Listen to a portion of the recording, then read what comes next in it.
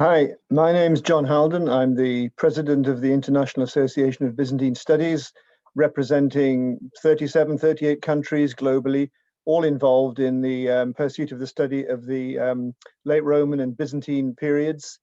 And of course, we're very concerned about the developments around the Thessaloniki metro station building and the plans for the antiquities there.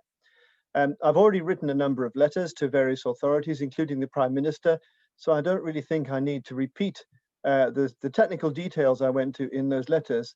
I'm really just wanting to make two very important points. The first point is that modern archaeology is no longer about static remains. It's about an ongoing process of discovery and reinterpretation. And in order to achieve the aims of that process, which is to expand our knowledge of the past on a continuous basis, it's really important to bear in mind that we need to preserve sites as far as is possible, as intact as we can, and to maintain the integrity of the artifacts, the structures, and anything else we locate of an archaeological nature in those sites, because future generations will still be able to extract important information from them, partly probably using techniques which we currently don't yet have at our disposal.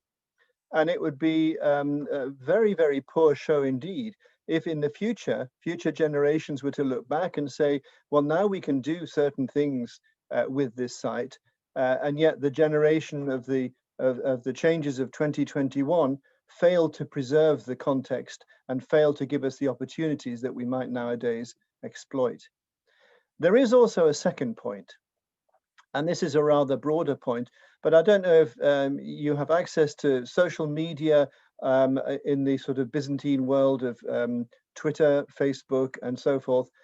There is some very unfavorable publicity directed towards the Republic of Greece at the moment, making unfavorable comparisons between Greek policy with regard to what's happening in Thessaloniki and recent Turkish policy with regard to Hagia Sophia and other Christian and Byzantine monuments in Turkey, both Turkey and Europe and Anatolia.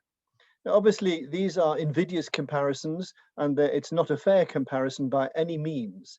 Nevertheless, it's quite clear that at the level of general public understanding and awareness, Greek government policy with regard to the Thessaloniki metro station building is seen in a similar light.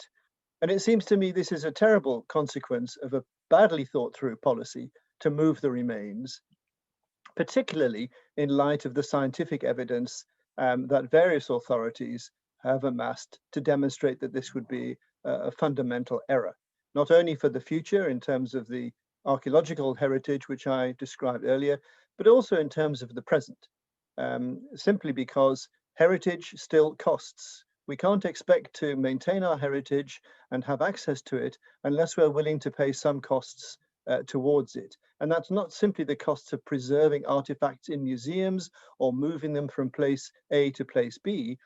It's entailing also the cost of keeping them in situ in order to facilitate and make possible future exploration and further development.